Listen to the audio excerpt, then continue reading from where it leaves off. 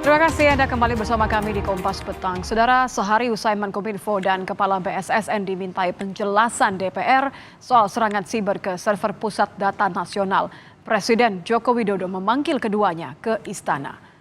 Di antara para menteri dan sejumlah pejabat yang dipanggil ke istana hari ini ada Menkominfo Budi Ari dan Kepala Badan Siber dan Sandi Nasional atau BSSN, Hinsa Siburian.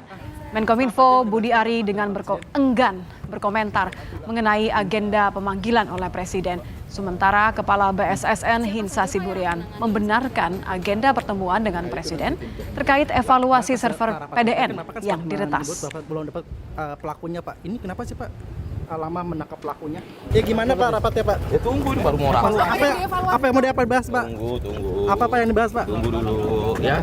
PDN kan Pak? Ya tunggu dulu ya. Kayak press confer ya Pak di. Ya. Atau apa Pak rapat dengan Presiden soal PDN? Ya tentu kan ya seperti yang kemarin lah mungkin yang akan dibahas, tentunya pasti akan melakukan evaluasi. Pak, apa? Gimana sih Pak mengembalikan, maksudnya kan ini data-data sudah banyak yang dirusak, terus menanganinya seperti apa nanti Pak? Nah itu nanti tim teknis. Pak, Sehari sebelumnya, Menkominfo Budi Ari Setiadi merespon petisi yang mendesaknya mundur sebagai tanggung jawab atas jebolnya server pusat data nasional oleh serangan siber. Budi Ari menjawab no comment, tapi menurutnya itu adalah hak masyarakat untuk bersuara. Membela diri, ia bilang sejauh ini tidak ada bukti terjadi kebocoran data. Mereka memenuhi service level agreement itu. Tanggung jawab mereka di mana? Pastinya dan sudah ada juga petisi yang meminta Bapak tanggapannya seperti No comment kalau itu. Itu haknya masyarakat untuk bersuara. Ya, yang pasti tadi hasil rapat dengan Komisi 1 kita tidak ada indikasi dan belum ada bukti terjadinya kebocoran data. Ya. Sejak kabar ransomware menyerang server pusat data nasional sementara dan melumpuhkan sejumlah layanan publik, muncul petisi yang mendesak Menkominfo Budi Ari Setiadi untuk mundur dari jabatannya. Salah satunya adalah petisi yang diunggah Southeast Asia Freedom of Expression Network atau SafeNet di situs change.org dengan judul PDNS kena ransomware, Menteri Kominfo Budi Ari Setiadi harus mundur.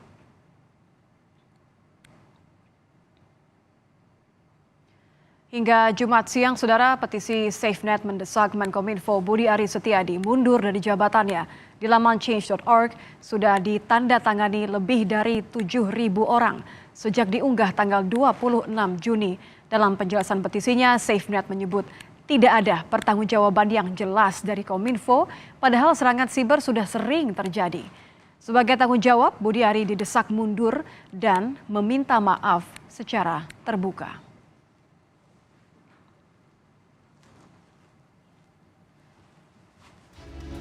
Rapat kerja Komisi 1 DPR dengan Menkominfo dan Kepala BSSN hari Kamis diwarnai kritik keras dari anggota Dewan. Anggota Komisi 1 DPR TB Hasanuddin mempertanyakan mengapa banyak serangan siber dilaporkan tapi tidak ditindaklanjuti secara komprehensif. Ini sebetulnya kecelakaan atau kebodohan nasional. Ya. Karena apa? Prihatin. Kita sudah hampir 5 tahun ya bekerja sama mitra dengan terutama BSSN, dan BSSN selalu melaporkan ada serangan. Tetapi tidak ada tindakan-tindakan yang lebih komprehensif ya.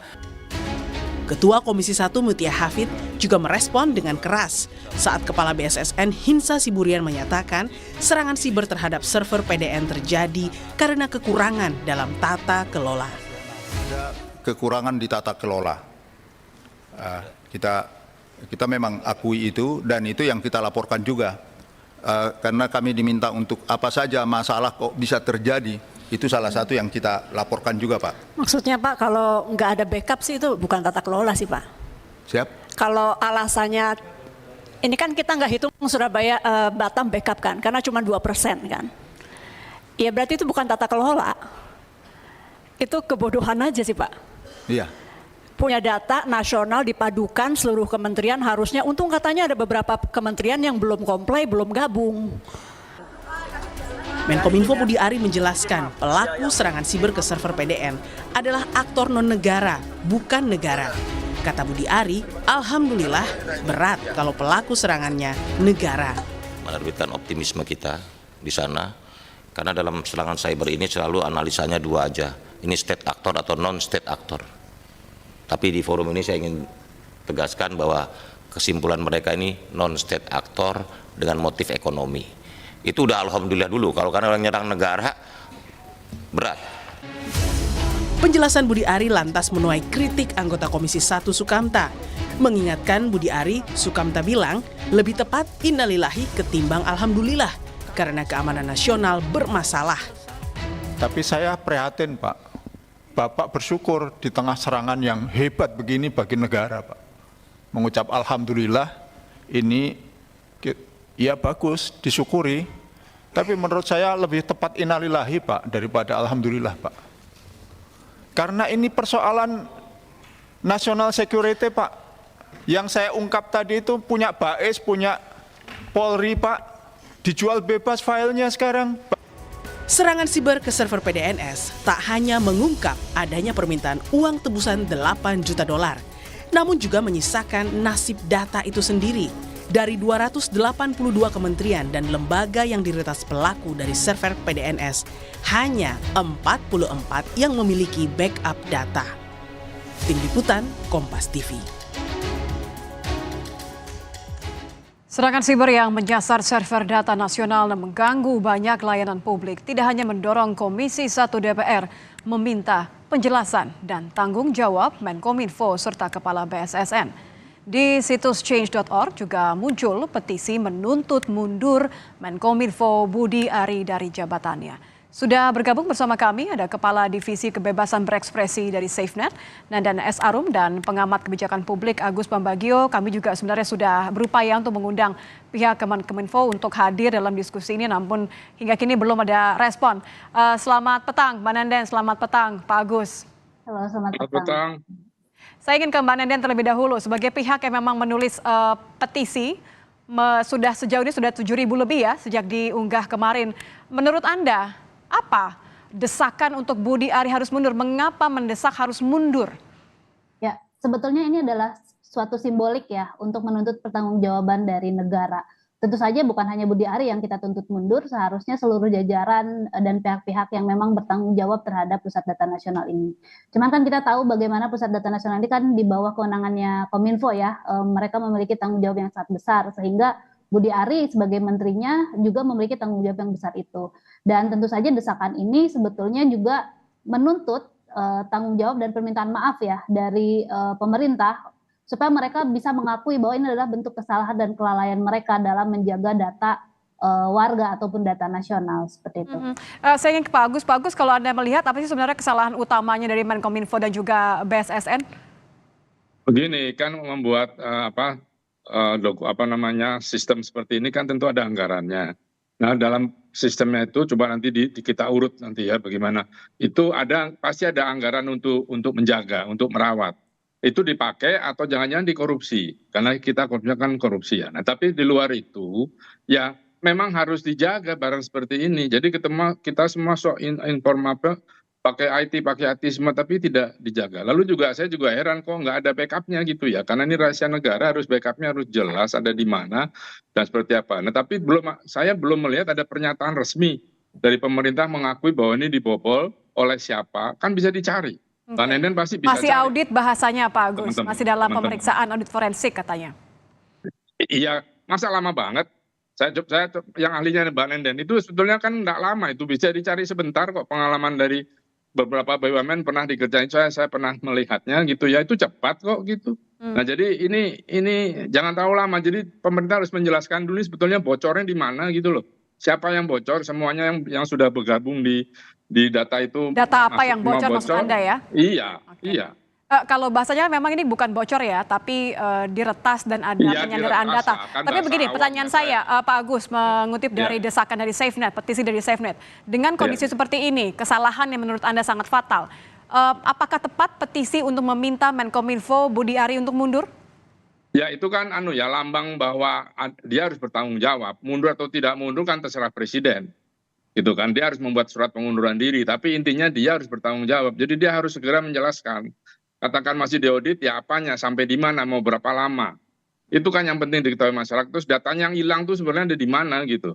Supaya kita tidak was-was kan, kalau data perbankan hilang atau uang kita hilang bagaimana? Terus data-data ID kita terus dipakai untuk kriminal bagaimana? Kan ini sekarang kriminal bukan hanya dipakai di Indonesia, dipakai lintas negara ini. Ya. Kita terbukti dengan pinjol kan sama. Ya, saya kembali ke Mbak Nenden. Mbak Nenden, jadi kalau Anda lihat dari sekian kesalahan atau sekian poin yang belum dijelaskan oleh Menkominfo seperti data apa yang sebenarnya bocor, bagaimana situasinya saat ini, apa hasilnya, belum lagi kata-kata bahwa seharusnya bisa dong diungkap dalam hitungan hari.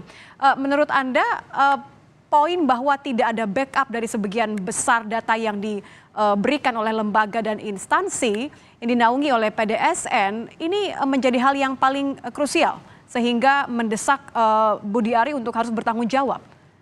Ya, sebetulnya itu bisa kita lihat situasi saat ini tuh sangat mungkin karena gagalnya dalam merencanakan pembangunan PDN ini gitu ya. Kita tahu kalau gagal merencanakan sama dengan merencanakan kegagalan gitu ya. Gimana dalam proses pembangunan PDN, bagaimana membuat blueprint gitu ya terkait pembangunan PDN, termasuk penyusunan misalnya mitigasi, risiko analisis gitu ya.